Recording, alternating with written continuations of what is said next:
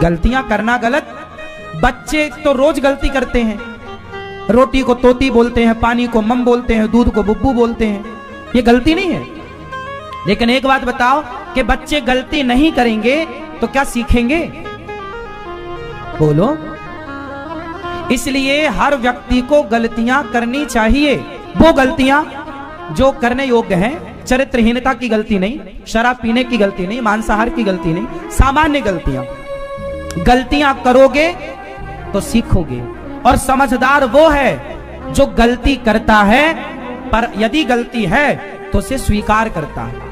क्या करता है? पहला वो क्या करेगा?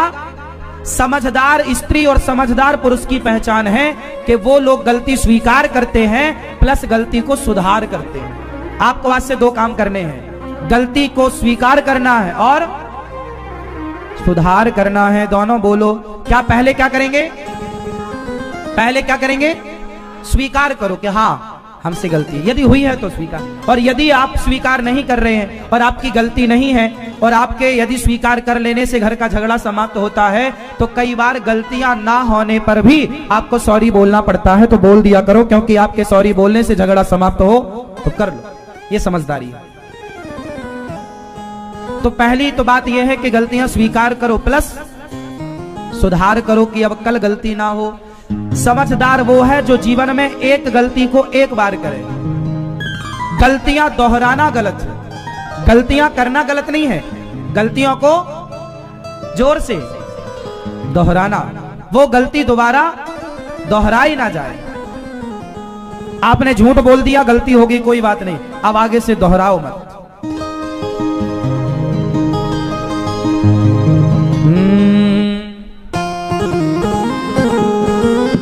देखो, रिश्तों को बहुत संभाल के रखना चाहिए, क्योंकि बुलावा आएगा ना यमराज जी का, तो सबको जाना पड़ेगा। और जब हम लोग मर जाते हैं ना, जब कोई मर जाता है तो मरने के बाद उस व्यक्ति की कमी महसूस होती है और उसकी कीमत पता चलती है।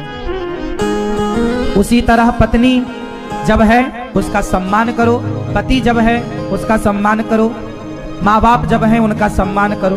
मर जाने के बाद तो फिर रोने के सिवा कोई ऑप्शन रहेगा ही नहीं। इसलिए अच्छा, मैं आपसे सवाल पूछूं? मैया, ओ पंचायती मैया, सुनो मेरी माँ। अच्छा बताओ, यदि आपकी पूरी जिंदगी खत्म होने पर आई और आखिरी 1 मिनट बचा, माना कि फॉर एग्जाम्पल उदाहरण, इमेजिन करो कि आपकी सारी उम्र खत्म हो गई, ओनली 1 मिनट शेष बचा आपकी जिंदगी का और आप 1 मिनट बाद मर जाएंगे। यदि आपके सामने सिर्फ 1 मिनट होगा और यमराज जी 1 मिनट बाद आपको ले जाएंगे, तो आप उस 1 मिनट में क्या करोगे? सवाल सबसे, आपसे, भैया से, हाँ, भगवान का चिंतन, आप क्या करोगे?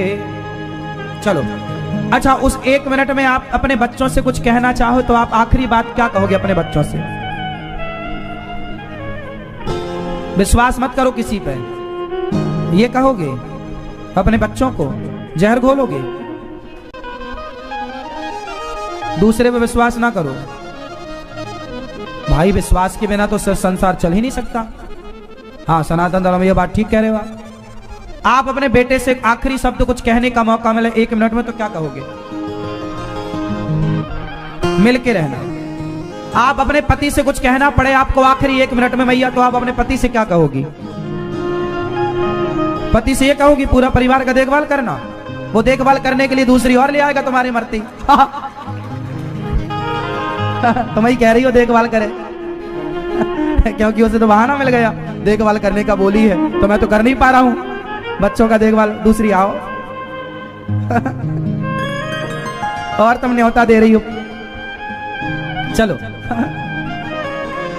अच्छा ये बताओ ना, रोए तो केवल भगवान की याद में, एक जगह रोने की इजाजत है केवल प्रभु की याद में, बाकी आप लोगों को रोने की इजाजत नहीं है। सामान्य कहीं व्यवहार में तो रोना पड़े, कभी कभी किसी की मृत्यु होती है तो व्यवहार में आप रोते ही हैं, और थोड़ा बहुत ठीक है।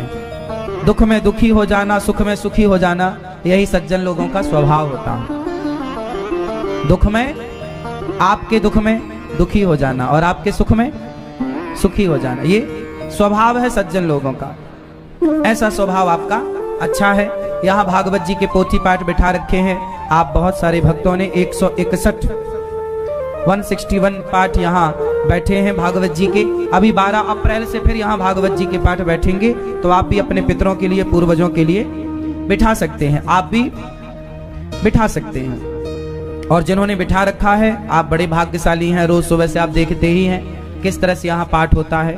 बड़े प्रेम से विप्र देवता पाठ करते हैं 18,000 श्लोकों का, और वह 18,000 श्लोक आपको इस श्लोक जब हम सुनते हैं तो इस श्लोक से ही उस श्लोक तक का प्रबंध भगवान करते हैं, इस श्लोक से उस श्लोक। इसलिए कृष्णाय वासुदेवाय हरे परमात्मने, ये जो श्लोक है ये केवल श्लोक नहीं है, श्लोक से उस श्लोक तक का की यात्रा है। इसलिए भगवान के गुणगान करने चाहिए। हमारे वेद पुराणों में सब श्लोक हैं, संस्कृत है, तो हमें भी भागवत जी के 18,000 श्लोकों का जब पाठ करते हैं तो हमें भी, जब हम भगवान की कथा सुनते हैं, उनके श्लोकों को सुनते हैं, तो भगवान भी हमारी व्यथा को सुनते हैं, हमारा भी परलोक संवारते हैं। आशा करता हूँ कि यह धार्मिक शिक्षाप्रद कथा आप लोगों को अवश्य पसंद आई होगी। अगर आप लोगों को यह कथा पसंद आई हो तो इस कथा को लाइक करें और अधिक से अधिक लोगों को शेयर भी करें, जिससे कि वे भी इस शिक्षाप्रद उत्तम कथा को सुनकर अपने जीवन को सुखी एवं सामर्थ्य बना सके।